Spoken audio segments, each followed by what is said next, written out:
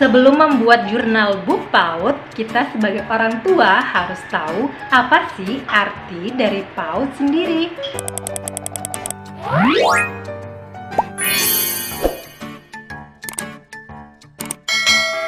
Hai Bun, welcome to my YouTube channel. Saya Gita Rohik, ibunya 2 anak.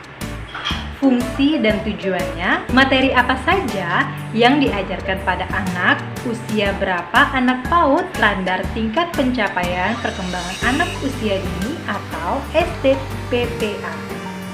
Pendidikan anak usia dini atau biasa disingkat PAUD adalah suatu upaya pembinaan yang ditujukan kepada anak sejak lahir sampai dengan usia 6 tahun yang dilakukan melalui pemberian rangsangan pendidikan untuk membantu pertumbuhan dan perkembangan jasmani dan rohani agar anak memiliki kesiapan dalam memasuki pendidikan lebih lanjut. Pendidikan anak usia dini berfungsi membina, menumbuhkan, dan mengembangkan seluruh potensi anak usia dini secara optimal sehingga terbentuk perilaku dan kemampuan dasar sesuai dengan tahap perkembangannya agar memiliki kesiapan untuk memasuki pendidikan selanjutnya. Pendidikan anak usia dini bertujuan pertama, membangun landasan bagi berkembangnya potensi peserta didik agar menjadi manusia beriman dan bertakwa kepada Tuhan Yang Maha Esa, berakhlak mulia, berkepribadian luhur, sehat, berilmu, cakap, kritis, kreatif, inovatif, mandiri, percaya diri, dan menjadi warga negara yang demokratis dan bertanggung jawab. 2. Mengembangkan potensi kecerdasan spiritual, intelektual, emosional, dan sosial. Untuk anak usia 2-4 tahun yang biasanya masih lebih sering bermain dan bersosialisasi, jurnal book PAUD ala Ibun Gita Rohik berpedoman pada materi yang biasanya diajarkan pada PAUD. Saya akan membuat persis 30 halaman untuk 1 hari 1 lembar untuk dikerjakan anak saya dengan tema berbeda-beda di tiap harinya dan di tiap lembarnya. Memutuskan untuk tidak memasukkan anak ke PAUD formal atau non-formal menjadi tanggung jawab besar bagi saya dan suami sebagai orang tua. Untuk itu, harus ada pencapaian yang anak lakukan dari jurnal book PAUD ini. PAUD yang saya maksud ialah pendidikan anak usia 2-4 tahun ya Bunda. Namun ketika nanti dia usia 5 tahun, saya tetap memasukkannya pendidikan taman kanak-kanak atau TK. Nah, di masa pandemi saat ini, orang tua pun perlu lebih memahami tentang materi PAUD agar bisa mendampingi proses belajar di rumah. Apa saja materi PAUD yang umumnya dipelajari anak prasekolah? Yang pertama, mengenal huruf dan suara. Anak-anak akan mulai belajar mengenali dan memberi nama semua huruf 26 yang besar dan beberapa huruf kecil.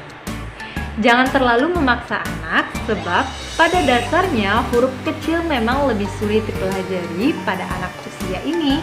Sebagai langkah awal, Bunda bisa memperkenalkan huruf lewat namanya ya Bunda.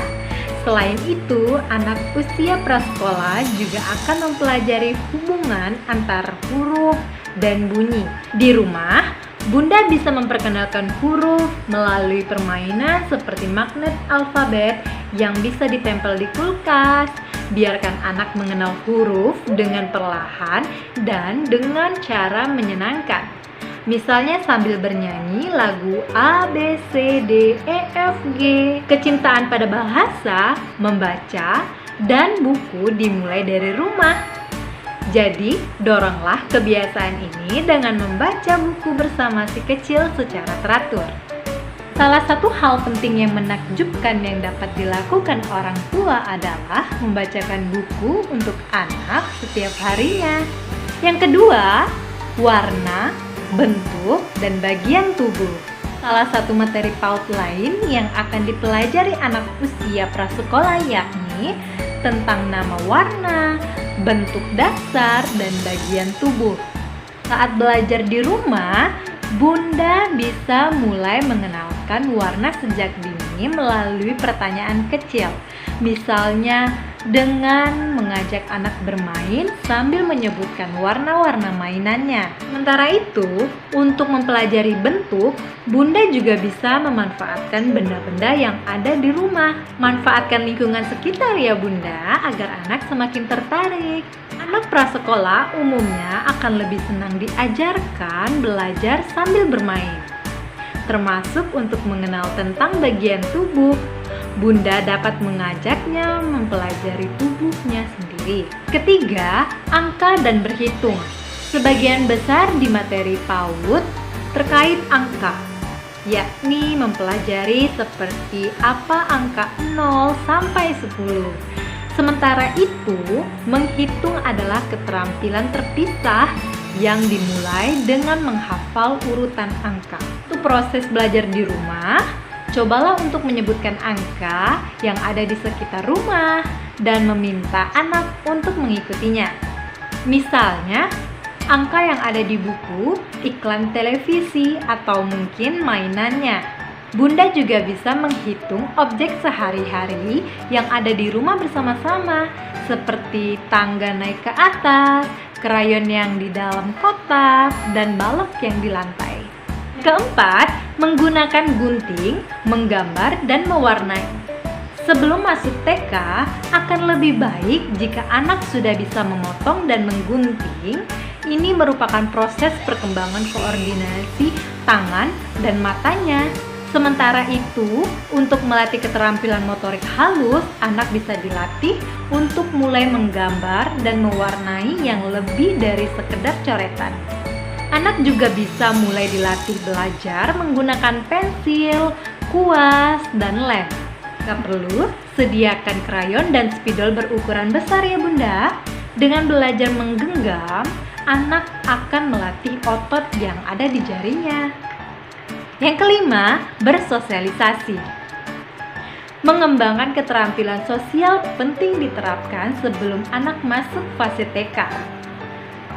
Tak sekedar bermain, anak juga perlu dilatih bersosialisasi.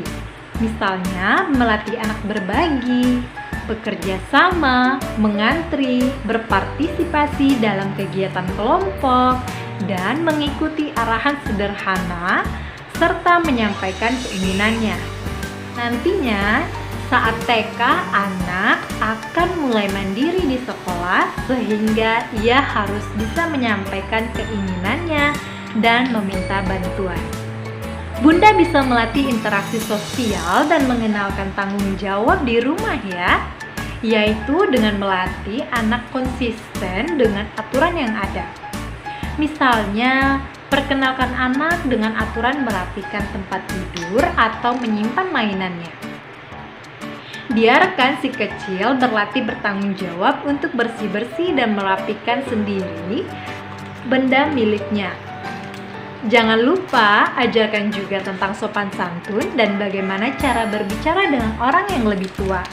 Sementara perkembangan anak yang dimaksud adalah berupa integrasi dari perkembangan aspek nilai agama dan moral, fisik dan motorik, kognitif, bahasa, sosial dan emosi, serta seni. Sekian video kali ini, semoga bermanfaat bagi bunda-bunda semuanya. Di like dan di share video saya ini ya Bunda. So, jangan lupa subscribe dan loncengnya supaya dapat notifikasi video saya selanjutnya. Terima kasih Bunda.